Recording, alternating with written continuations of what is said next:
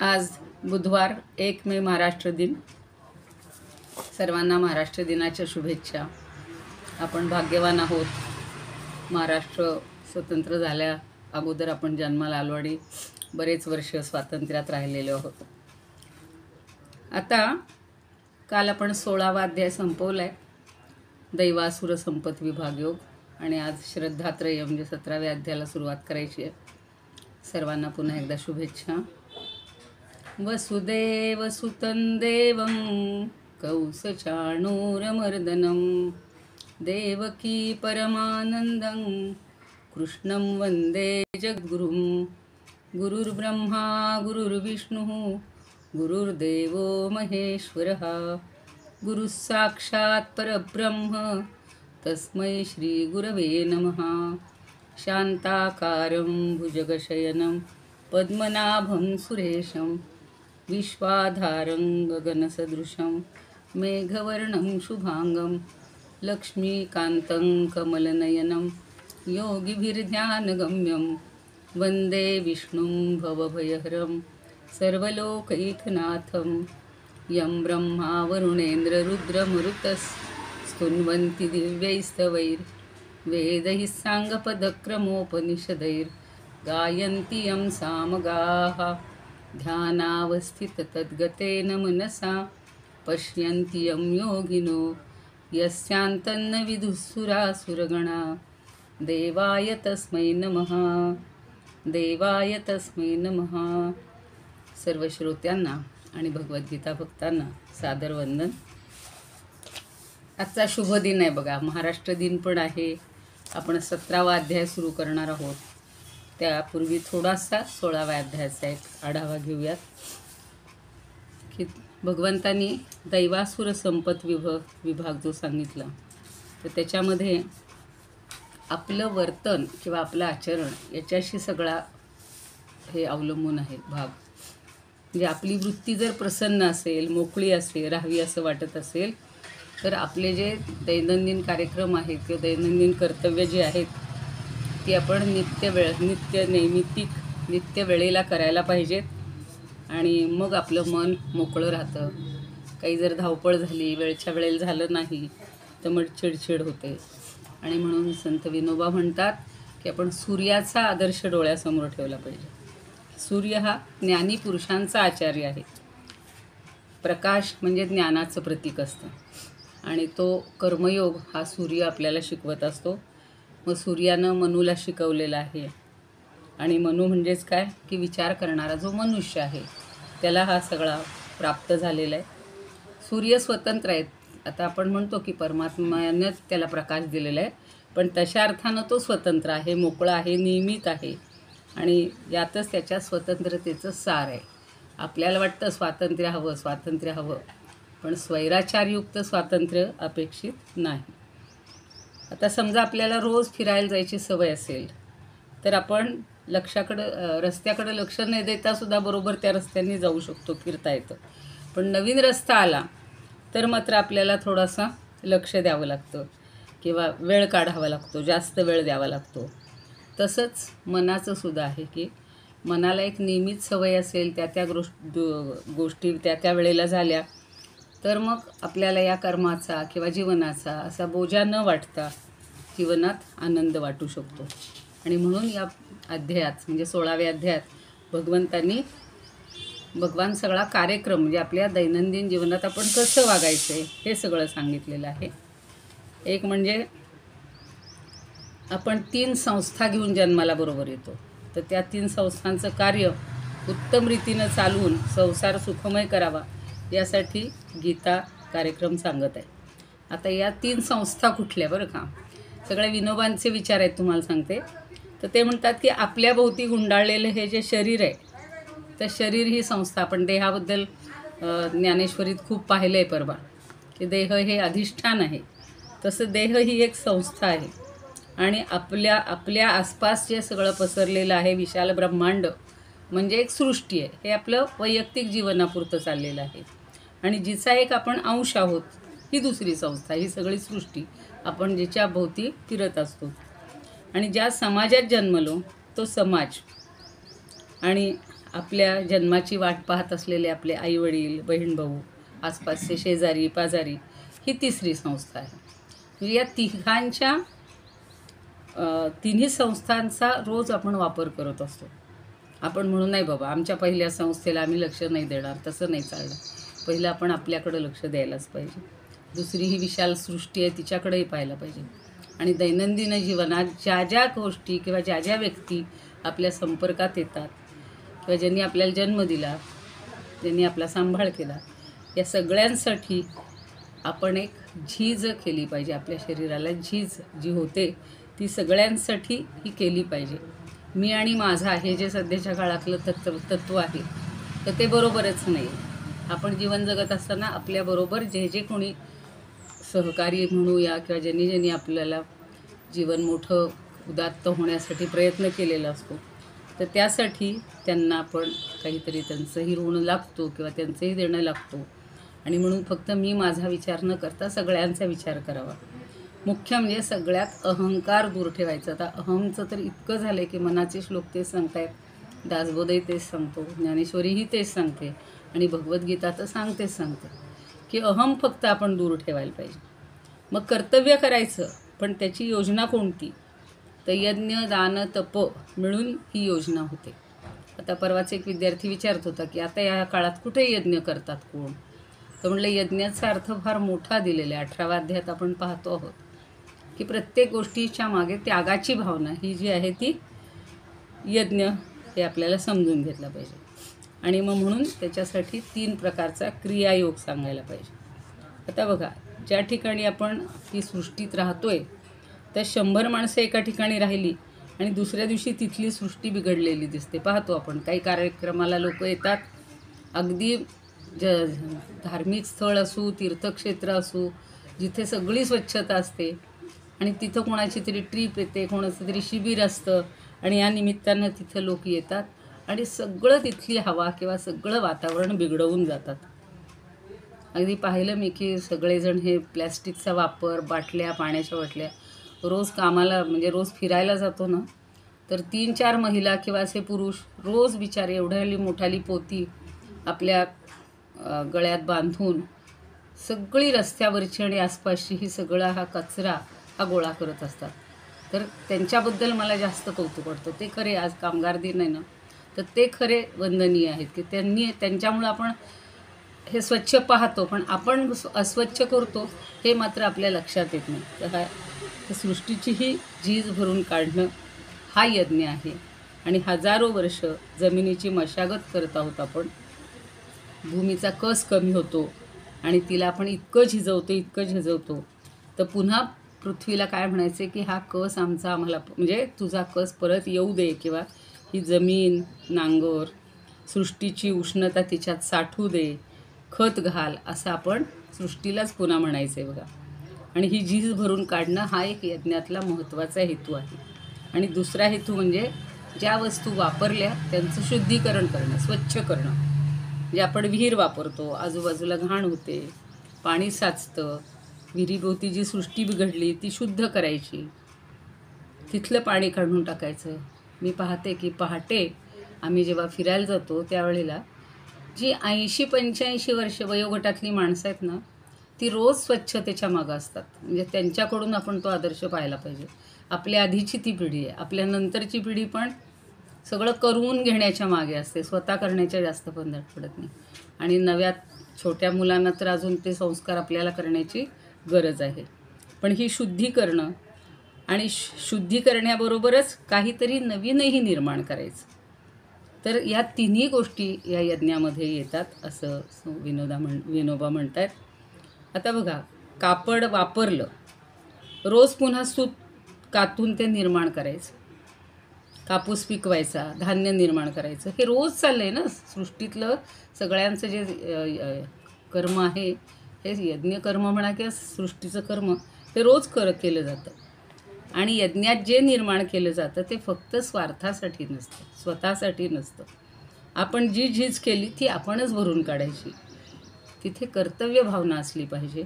आणि हा परोपकार नाही आहे, तर हे आपलं कर्तव्य आहे. किंवा आपण आधीच ऋणी आहोत, आपल्यावर कोणीतरी एवढं उपकार केलेले असतात, त्याचे आपण शतांशानं किंवा एक सहस्रांशानं का होईना आपण त्याच्याबद्दल ऋणीच राहिलं पाहिजे. त्यांच्याबद्दल आपल्याला जेवढं काही देता येईल पुढे ते आपल्याला देता आलं पाहिजे.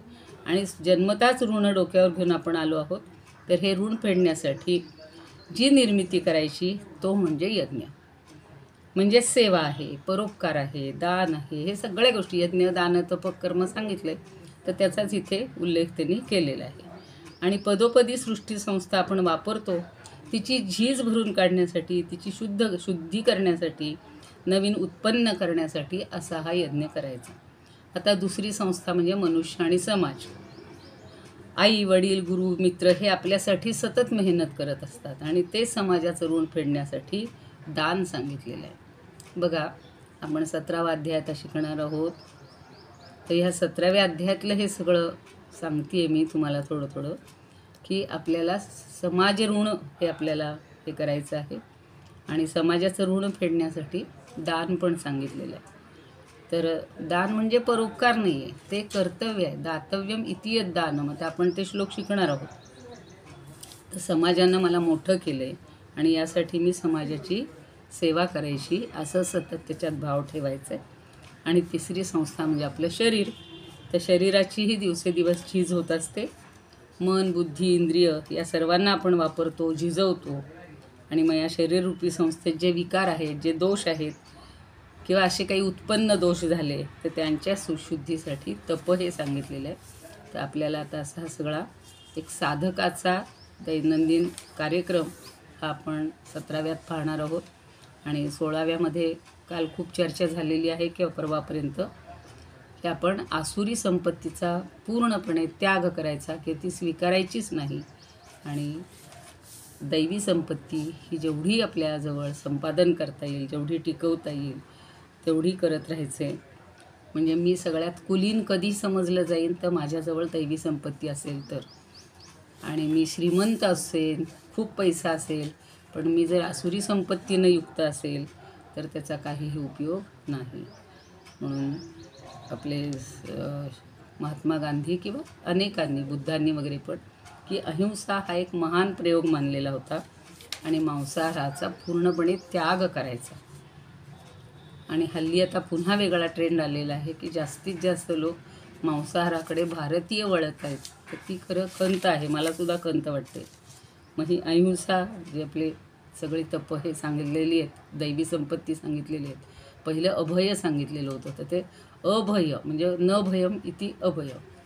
तर दुसऱ्यालाही आपल्यामुळं भय वाटता कामा नये आणि आपल्यालाही कुणाची भय वाटता कामा नाही, अशी जी भावना आहे, असे ते सगळे 26 गुण आपण संपादन करूयात. आणि आपल्या जीवनाच्या एक उदात्त अशा मार्गाचा आपण अवलंब करूया. श्रेष्ठ म्हणजे आपल्याला श्रेष्ठ पुरुषोत्तम जो 15वा अध्याय पाहिलेला होता, तर पुरुषोत्तमासारखं किंवा पुरुषोत्तमापर्यंत पोहोचण्याचं आपण मार्गक्रमण करूया. आता आपण 17व्या अध्यायाला सुरुवात करूया. नावच खूप छान आहे की श्रद्धात्रय विभागयोग. आता ही श्रद्धा हा शब्द तिच्यामागे अंध लावला जातो, तर ती कधी नसतेच. श्रद्धा ही नेहमी डोळसच असते. पण इथे श्रद्धा म्हणजे 3 प्रकार सांगितलेले आहेत. प्रत्येकाचे 3 प्रकार, जे आपण सत्व, रज आणि तम, तर या 3 नुसार ही 3 प्रकारची श्रद्धा असते. वागण्याची पद्धत असते, लोकांची विश्वास ठेवण्याची पद्धत असते. कशाप्रमाणे जो गुण असेल त्यानुसार त्याची श्रद्धा कशी बदलते किंवा वेगळी असते. आणि इथं म्हणून अर्जुनालाच पहिल्यांदा प्रश्न पडतो की शास्त्रविधी सोडून जे कोणी पूजन करतात, मग त्यांची श्रद्धा म्हणजे दुसरा शब्द आहे त्याला निष्ठा. तर ती निष्ठा कशी असते, ती श्रद्धा कशी असते, हे आपल्याला आता अर्जुन पहिल्या श्लोकामध्ये प्रश्न विचारत आहेत. ओम श्री परमात्मने नमः. अथ सप्तदशोऽध्यायः. अर्जुन उवाच. ये शास्त्रविधिमुत्सृज्य यजन्ते श्रद्धयान्विताः तेषान्निष्ठा तु का कृष्ण सत्वमाहो रजस्तमः. आता अर्जुन विचारतोय, कुणाला विचारतोय? कृष्ण. त्याचा लाडका आहे तो, मित्र पण आहे, सखा आहे, सगळी त्याची नाती त्याच्याशी जोडलेली आहेत. म्हणून तो म्हणतो, अरे कृष्णा, ये म्हणजे जे. आता थोडासा संधी आहे बघा. शास्त्रविधीम उत्सृज्य, म्हणजे शास्त्रविधीला उत्सृज्य म्हणजे टाकून किंवा त्याग करून. श्रद्धयान्विता हा यजन्ते, जे श्रद्धयान्वित म्हणजे श्रद्धया अन्विता, श्रद्धेनं युक्त असे झालेले, युक्त होऊन, ये यजन्ते जे यज्ञ करतात, तेषाम निष्ठा तू का कृष्ण. इथे तू हा शब्द परंतु प्रश्न विचारलेला आहे की परंतु तेषाम निष्ठा का, त्यांची निष्ठा कोणती असते. 3 प्रकारच्या निष्ठा आहेत. मी आत्ताच हे सांगितलं की सगळा हा जो सृष्टीचा व्यापार आहे हा 3 गुणावर अवलंबून आहे, सत्व, रज आणि तम. त्यामुळं हा फरक सगळीकडे दिसतो आपल्याला. आणि म्हणून जे शास्त्रविधीचा त्याग करून जे लोक पण श्रद्धेनं युक्त होऊन, श्रद्धयान्विता काय करतात, यजन्ते. यजन्तेचा अर्थ फक्त यज्ञ करणे असा होत नाही, तर पूजन करणे, सगळं जे काही आपण भक्तिभावाने जे जे करतो, अर्पण करतो ते, तर त्याला यजन्ते शब्द वापरले. म्हणून जे देवादींचं पूजन करतात, यजन करतात, तेषाम निष्ठा का, त्यांची निष्ठा कोणती आहे. का म्हणजे कोणती, मराठीत का म्हणतो तो नाही, का म्हणजे कोणती, हा स्त्रीलिंगी सर्वनाम आहे. आणि सत्वम आहो, रजहा तमहा, इतके 3 त्याच्यात आहे. सत्वम आहो, आहो म्हणजे किंवा, रजह म्हणजे रज, राजसी, आणि तमहा म्हणजे तामसी. म्हणजे त्यांची निष्ठा कोणती असते. सत्व म्हणजे सात्विकी असते, रजहा म्हणजे राजसी असते, का तमहा म्हणजे तामसी असते, तामस असते. कोणती त्यांची श्रद्धा असते असा प्रश्न विचारलेला आहे अर्जुनाने. की अरे कृष्णा, जी माणसं किंवा जे लोक शास्त्रविधीला सोडून श्रद्धेनं युक्त होऊन देवादिकांचं पूजन करतात, त्यांची मग कोणती स्थिती किंवा कोणती निष्ठा असते, कोणती श्रद्धा असते. सात्विक असते, राजस असते, का तामस असते. आपण कालही पाहिलेलं आहे की शास्त्रविधीला धरून जे करशील ते योग्य आहे. पण अर्जुनानंच प्रश्न असा छान विचारलेला आहे की शास्त्रविधीला सोडून करतील ती कशी. आता भगवंत आपल्याला उत्तर देतील. आधी आपण समश्लोकी बघूयात. अर्जुन म्हणजे आपणच अर्जुनाचे सगळे हे आहोत, अनुयायी आहोत म्हणूया. क्या आपल्या मनातल्या ज्या शंका आहेत, आत्तासुद्धा जे नवीन पिढी प्रश्न विचारते, ते सगळे अर्जुनाचेच रूप आहेत. आणि म्हणून अर्जुनाने विचारले बघा. विनोबा म्हणतात, जे शास्त्रमार्ग सोडूनी श्रद्धापूर्वक पूजिती, त्यांची सात्विकती निष्ठा किंवा राजस तामस. अगदी सोपा प्रश्न आहे. नेमकं काय, जे शास्त्रविधी सोडून करतायत त्यांची निष्ठा कुठली आहे. तुकाराम महाराज म्हणतात, महाराज राजे यांच्या सत्ता नेहमी श्रीमंतांच्या, ऐके प्रभू पंडितांच्या चिद्भवनाच्या चिज्योती. किती जण त्याच्यात उल्लेख केला आहे त्यांनी. नमस्कार विश्वालया ऐसे पार्थे स्तवूनिया, पुसता झाला त्या अन्वया वरी दृष्टी न्यासी जे. म्हणतायत पहा आता, शास्त्रविधी जे सोडूनी यजन श्रद्धेच्या याजनी, त्याची निष्ठा बोलननी सत्वरज की तम. कृष्ण गोपाळ गोमळा सावळिया गोव्रज खेळा. किती उद्या हे छान दिलेले आहेत. खरं ना, एवढं त्यांचं सगळं संस्कृतमयच असतात. सगळे अभंग वगैरे तर आहेतच तुकारामांचे प्रसिद्ध, पण हे अजून मला ग्रंथ मिळत नाही, म्हणजे मला जायचं आहे शोधायला. कृष्ण गोपाळ गोवळा सावळिया गोव्रज खेळा, गोपी रमण गोवत्सला, गोरस चोरा चुकय तुकयाच्या. सगळीकडे ते स्वतःचं नाव घेतात की अरे गोरस चोरा, गोव्रज खेळा म्हणजे गायींच्या व्रजामध्ये खेळ ज्यांनी केलेले आहेत अशा, आणि गोपींना रमवणारा, गोवत्सला गायींच्याबद्दल प्रेम असणाऱ्या अशा कृष्णा हे सांग. आणि सुरुवातीची सगळ्या लोकांची विशेषणं सांगितली की महाराजे राजे यांच्या सत्ता नेहमी, ज्यांच्याकडं सत्ता आहे, म्हणजे आपल्या डोळ्यासमोर ज्या ज्या प्रकारचे लोक आहेत त्यांचा उल्लेख यांनी केलेला आहे. ज्या शास्त्रविधी मुत्सृज्य, कोण कोण शास्त्रविधीला सोडून करतात त्यांचा उल्लेख केला असावा. ऐके प्रभू पांडित्याच्या, म्हणजे जे पंडित आहेत ते सुद्धा मगाशी सांगितलं तसं अहंगंडानी पछाडलेले असतात. म्हणून या सगळ्यांच्या निष्ठा मला सांग तू, कोणत्या निष्ठा आहेत. आणि वामन पंडित म्हणतात, जे शास्त्रविधी सोडून श्रद्धेने यजिती स्वये त्यांची निष्ठा कोण कृष्णा, सत्व की रज की तम. त्यांची निष्ठा कुठली आहे, सत्व की रज. आता कीर्तने म्हणतात, शास्त्रातील विधीस सांडुनी बळे किंवा तया नेणुनी हा शब्द त्यांनी जास्त चांगला वापरलेला आहे. म्हणजे सांडुनी म्हणजे मुद्दामहून दुर्लक्ष करून, आणि नेणुनी म्हणजे ज्यांना कळतच नाही असे. श्रद्धापूर्वक नित्य यज्ञ करीती जे जे कुणी याजनी, श्रीकृष्ण वद तन्मनस्थिती असे. श्रीकृष्णावद तन्मनस्थिती असे, कैसे तया या जगी. निष्ठा सत्वरजस्तम त्रिविधशी, की केवी सांगे झणी. की केवी त्यांची कशी असते निष्ठा, ते मला झणी लवकर सांग. त्याला घाई झालेली आहे सगळ्या प्रश्नांची. अनंत तनय म्हणतात, शास्त्रविधी जे त्यजुनी भजती, श्रद्धेने तुझ देवा. त्रिगुणान माझी कवण गुणात्मक, समजू तयांच्या भावा. सांग मला ह्या त्रिगुणात्मक जे आहेत त्यांचे भाव मला समजू दे. मारुलकर म्हणतात, पार्थ म्हणे देवाजे, शास्त्रविधी ते त्यजूनी आत्ममती. शास्त्रविधीने त्यजूनी आत्ममती, स्वतःची बुद्धी सोडून दिलेली आहे, शास्त्रविधीलाही सोडून दिली, आपल्या मनाप्रमाणे करतायत. करीती पूजन हरीचे, चित्ती श्रद्धा धरूनी नुसती. पण त्यांची श्रद्धाच चांगली आहे, तर नुसती श्रद्धा जरी त्यांनी धरली असेल तर त्याला काय म्हणायचं. ही जी त्यांची निष्ठा, ती देवा सात्विकी असे काय. प्रश्न विचारला इथं, सरळ विचारलाय. त्यांची निष्ठा ही सात्विकी आहे काय, की राजसी कथी मज, किंवा ती तामसी निपट होय. नेमकी कुठली आहे सांग मला. पुन्हा खैर म्हणतात, हे योगशास्त्र लंघुनी, ज्या श्रद्धेने उपासना करीती.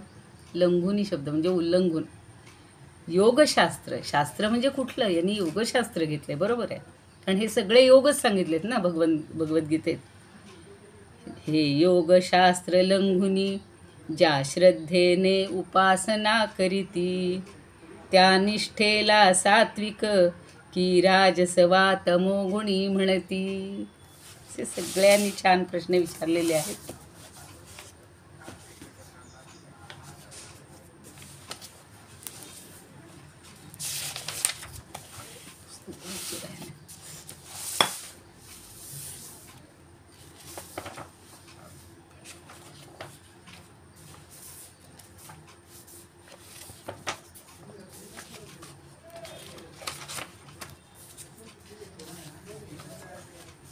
तर हा ज्ञानदेवांच्या पद्धतीप्रमाणे हा जो अध्याय आहे, याच्यामध्ये सुरुवातीला हे जणू काही त्यांनी स्तुती केली असं म्हणतात. म्हणजे सद्गुरू म्हणजे सगुण ब्रह्मच, आणि निर्गुण ब्रह्माची स्तुती करणं शक्यच नाही, कारण ते कोणाच्याही दृष्टीला येत नाही. ब्रह्माची स्तुती करणं हे शक्यच नाही, आणि उपमा अलंकार वगैरे त्याला काहीच देता येत नाही. पण अर्जुन जे विचारतोय, अर्जुनाला जी शंका आली, तर त्याच्यामध्ये त्याला असं मुख्य म्हणायचे की धर्मशास्त्राचे सगळे ग्रंथ हे संस्कृतमध्ये आहेत, आणि त्यामुळं संस्कृतचं आणि धर्मशास्त्राचं हे दोन्ही समजून घेणं हे प्रत्येकाच्या बुद्धिमत्तेला शक्य नाही, किंवा सगळ्यांची बुद्धिमत्ता सारखी नसते. त्यामुळे हे शास्त्रज्ञान हे सगळ्यांना झेपतच नाही. शिवाय प्रत्येकाच्या आयुष्यात शास्त्रविद्येचा सांगोपांग अभ्यास करण्याला वेळही नसतो. मग आयुष्यात काय काय शिकायचे आणि कशाला वेळ द्यायचा, असा माणसाला प्रश्न पडतो. शिवाय तिसरी महत्त्वाची गोष्ट की ज्ञान देणाऱ्यांची उपलब्धता, हे समजावून सांगायला कोण आहे हो. आता सगळे जेवढे लोक भेटतात ते सगळे म्हणतात, किती वर्षापासून ज्ञानेश्वरी आणून ठेवली हो, पण आम्हाला तिचं काहीच कळत नाही. किंवा भगवद्गीतासुद्धा लोक म्हणतात आम्हाला शिकायची, आता एवढा प्रसार चाललेला आहे गीता आपल्या परिवारातर्फे, पण तरीसुद्धा किती 1% लोक नसतील एवढे गीता सगळे शिकणारे, बाकी 99%चं काय. तर ज्ञान देणारे गुरुही उपलब्ध नाही आहेत, सगळ्या ठिकाणी नसतात. आणि जिथे वेळ आहे तिथे गुरुची उपलब्धता नसणार. म्हणजे तिथं आहेत काय म्हणतो ना आपण, तिथं आहे तर भट आहे, भट आहे तर तिथी नाही, तसं होतं अवस्था. म्हणून यात सगळ्या गोष्टीचा मेळ कसा बसणार. मग प्रत्येकाला थोडंसं शास्त्राचं ज्ञान व्हावं किंवा त्यांना त्याच्यानुसार आचरण करावं असं घडणं अवघड आहे. म्हणून मग ज्ञानदेवांनी सुद्धा काय म्हटलं बघा या शंकेच्या ह्याच्यामध्ये, ते म्हणतात, अर्जुन म्हणतो तमाल श्यामा. ज्ञानदेवांचे शब्द फार सुंदर असतात. तो अर्जुन म्हणे गा तमाल श्यामा, इंद्रिया फावलिया ब्रह्मा, तुझा बोलू आम्हा साकांक्षू पैजो. जे शास्त्रा वाचूनी आणिके, प्राणिया स्वमोक्षू न देखे. ऐसे का कैपखे म्हणजे कैपक्षे बोललासी. तरी न मिळेची तो देशू, नव्हेची काळा अवकाशू. जो करवी शास्त्राभ्यासू तो ही दुरी. आत्ता जे सांगितलं तेच ज्ञानदेव सांगतायत.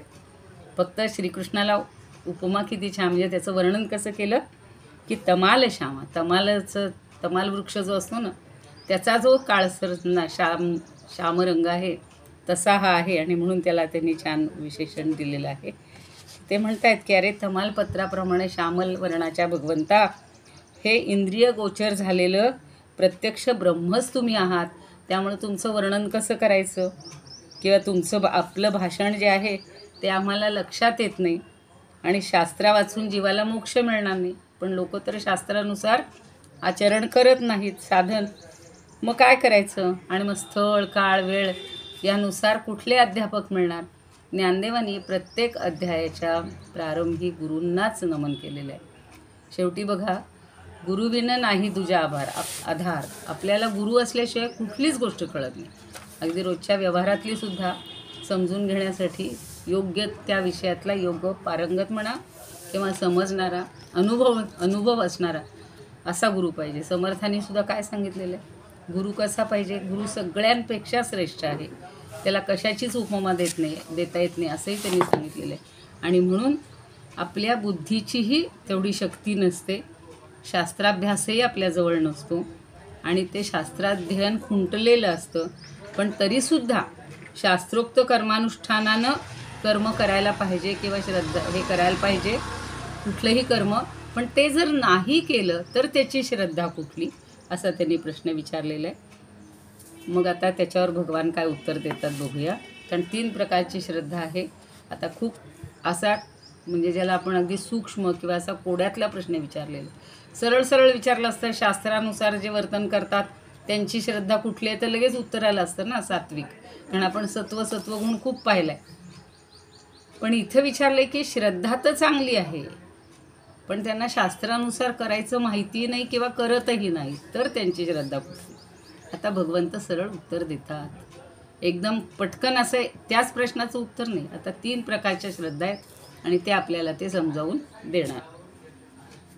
श्री भगवानुवाच त्रिविधा भवति श्रद्धा देहिनां सा स्वभावजा सात्विकी राजसी चैव तामसी चेति तां शृणु. त्रिविधा भवति श्रद्धा. भगवान सांगतात की श्रद्धा ही 3 प्रकारची असते. कशी असते. स्वभावजा म्हणजे आपण जन्माला येतो तेव्हाच ती श्रद्धा आपल्याला प्राप्त झालेली असते, स्वभावताच उत्पन्न होते. म्हणजे अनंत जन्मी केलेल्या कर्माच्या संचित संस्कारांनी उत्पन्न झालेली श्रद्धा. अनेक जन्माचा त्याच्यात आविर्भाव असतो किंवा त्याच्यात त्याचा धागा जोडलेला असतो, म्हणून तिला स्वभावजा म्हटलेलं आहे. आणि ती कशी आहे. स्वभावता उत्पन्न झालेली आहे. देहीनाम म्हणजे सगळ्या देह धारण केलेल्यांची, अर्थात माणसांची, म्हणजे ज्याच्यामध्ये शास्त्रीय संस्कार नाहीत अशांची. सात्विकी पहिली आहे सात्विक, दुसरी आहे राजसी आणि तिसरी आहे तामसी. इथं फारसे संधी नाहीच आहेत, म्हणजे चैवमध्ये फक्त संधी आहे. च एव, च म्हणजे आणि. त्रिविधा म्हणजे 3 प्रकारची. भवती म्हणजे असते, श्रद्धा म्हणजे श्रद्धा, देहिनाम म्हणजे मनुष्यांची, देहधारी लोकांची, आणि सा म्हणजे ती स्वभावजा म्हणजे जन्मापासून आलेली. ती कशी असते? सात्विक, राजस आणि तामस. च इति ताम शृणु. आपण नेहमी सात्विक, राजस आणि तामस किंवा संस्कृतमध्ये अशाही प्रकारे एक समास सोडून दाखवला जातो. सात्विक आणि राजस आणि तामस, पण एकदा आणि म्हणलं तरी बास होतं. तसं सात्विक, राजस आणि तामस ती आता तू माम शृणु, माझ्याकडून ऐक. कारण आता त्या सगळ्या 3 प्रकाराची जी श्रद्धा आहे ती तू समजून घे. ऐक म्हणजे नुसतं ऐक असं नाही, या कानान घेणे या कानान सोडून दे असं नाही म्हणायचं त्यांना. तर ती तू नीट लक्षपूर्वक ऐक. ज्ञानदेवसुद्धा प्रत्येक ओवीवर सांगत असताना सांगतात बघा की तू माझ्याकडे लक्ष देऊन ऐक, असं भगवंत सांगतात, म्हणजे ज्ञानदेव बोलतात. तर आता बघूयात 3 प्रकारची श्रद्धा तिच्याबद्दल काय म्हणतायत. श्री भगवान वाच. भगवान म्हणाले, 3 प्रकारची श्रद्धा स्वभावे जीव मेळवी. स्वभावताच मिळते ती, फार त्यात बदल. म्हणून आपल्याकडं काही काही व्यवहारात हे आहेत बघा, म्हणी आहेत. स्वभावो दुरतिक्रम हा संस्कृत शब्द आहे, पण स्वभाव कधी बदलता येत नाही. पण तरीसुद्धा त्याच्यावर प्रयत्न करून, संस्कार करून आपण, मग काय जन्माला आलेलं तामसी येतं त्यांना आयुष्यभर तामसीच राहायचं का? हो, नाही. त्याच्यावर संस्कार केले, हळूहळू तो रजोगुणाकडे वळेल, हळूहळू तो सात्विकसुद्धा, एखादा तरी सत्वांश त्याच्यामध्ये येईल. सगळेच अगदी पूर्ण तामस म्हणजे तामसच असतात असं नाही. दोन्ही गुण त्यांच्याकडे असतात, पण ते सुप्त असतात. तमोगुणाने त्याच्यावर वर्चस्व गाजवलेलं असतं. आणि म्हणून इथे सांगतायत ना विनोबा, 3 प्रकारची श्रद्धा स्वभावे जीव मेळवी. ऐक सात्विकती होय तशी राजस तामस. ऐक, तू ऐक आता की ती सात्विक ती होय. पहिलं सात्विकला प्रेफरन्स दिलेलं, महत्त्वाची सात्विक आहे, नंतर राजस आणि नंतर तामस. तुकाराम महाराज म्हणतात, बोले रुक्मिणीचा कांतू. यांची तर विशेषण छान असतात. रुक्मवस्त्र विराजितू, रुक्मांगदी रुक्मवतू, रुक्मियाचा मेहुणा. सगळे रुक्मीवरनं त्यांनी त्याचे छान विशेषणं सांगितली की त्याचं वस्त्रसुद्धा रुक्म. आता रुक्म म्हणजे अर्थ शोधला पाहिजे आहे. आणि रुक्मांगदी रुक्मवतू, रुक्मियाचा मेहुणा. रुक्मीचा मेहुणा येतो. रुक्मी हा रुक्मिणीचा भाऊ असतो. ऐके कपींद्र केतना, खगेंद्र ध्वज प्रिय अर्जुना. खगेंद्र गरुड ज्याच्या ध्वजावर आहे. सुरेंद्र देवाधिनंदना मज योगींद्रा प्रिय तू. श्रद्धा संस्कारापासूनी 3 होती जीवामनी. सात्विका आणि राजसीनी, तामसी ते 3. ऐकैसी ह्या 3विधा, वेणी माया शिरी मुग्धा. वरी डागिणे प्रसिद्धा, तुका जडी जडिते. आता तू तसाच मुग्ध आहेस, अगदी ज्याला आपण निष्पाप म्हणतो तसा आहेस. तर आता मी सांगतोय ते तू ऐक. कीर्तने म्हणतात, नाही पुढचे बघवतात. चव्हाण काय म्हणतात, प्राणी मात्रितीन श्रद्धा असती स्वाभाविकपणे. सात्विक राजस तामस ऐक त्यांची ही लक्षणे. मोरोपंत म्हणतात, लोकाचारी मुक्ता वर्तती देही स्वभावजा भक्ती. सात्विक राजस तामस 3विधा घडतेची ऐक बा युक्ती. तू त्याची युक्ती ऐक. अशी 3 प्रकारची का असते? तुलसीदास म्हणतात, श्रद्धा नरक किती न विध, 3 विध होत जु सहज सुभाय. सात्विक राजस तामसी सुनय 3 के पाय. हे 3 के पाय आहेत. तर सात्विक राजस, जशी आपण चौपाई असते तिला 4 पाय असतात, पण इथे 3 पायाचीच हे आहे म्हणून त्याला 3 के पाय म्हटलं त्यांनी. प्रज्ञानानंद म्हणतात, संस्कारांनी उपजे श्रद्धा जीवांमध्ये 3विधा ती. सात्विक आणि राजस तामस ऐक सांगतो विस्तृत जी.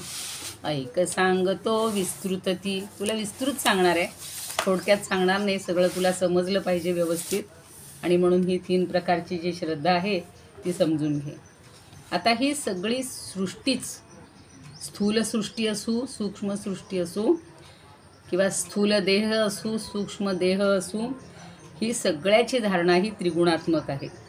आणि तिथं फक्त मानवी देहाचा विचार केलेला. इथे आता पशुपक्ष्यांचा विचार केलेला नाही. कारण का, की आपल्याला 14व्या अध्यायात पण 3 गुणांचाच जास्त विचार केलेला होता. आणि आपल्या देहामध्ये, मनुष्यांच्या देहामध्ये हे 3 गुण आढळतात आणि म्हणून हे स्वभावतच कसे असतात अशी शंका येईल.